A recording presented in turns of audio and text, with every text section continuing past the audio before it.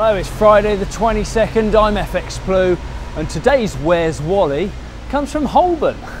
Labour launched their manifesto yesterday under the claim that it would be the most radical in a generation. We saw huge spending plans that would see them nationalise power, railways, telecoms and the postal service. That would be coupled with greater trade union powers and a shorter working week, and all that would be paid for by taxing the well off. It was like they were feeling a little nostalgic for a bit of Jim Callaghan's economic lunacy. But despite such a left-wing manifesto, the reaction has been pretty limited. It's kind of limited to yes, Jeremy, but where do you stand on Brexit? We're still, of course, waiting for the Tory manifesto, and ahead of today's TV debate, they remain pretty well ahead in the polls. Many see this as their election to lose, but you know, stranger things have happened, right?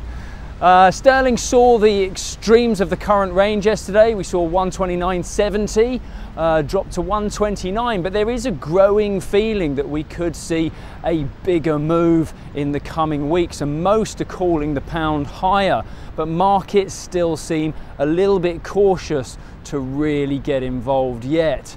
Not much is going on in the US. Trump's impeachment hearing has tipped the polls, so now more than 50% of Americans are reported to believe that he did act illegally.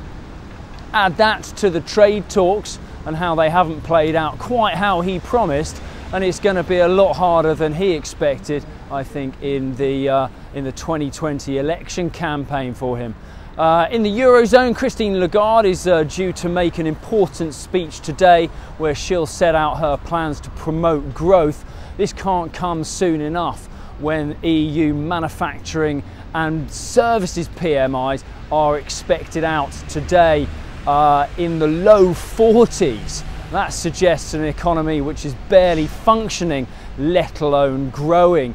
Euro dollar remains pretty flat through that, continuing to trade either side of the 110.75 mark. That's it from me this week. Have a great weekend. It's my birthday on Monday. See you then.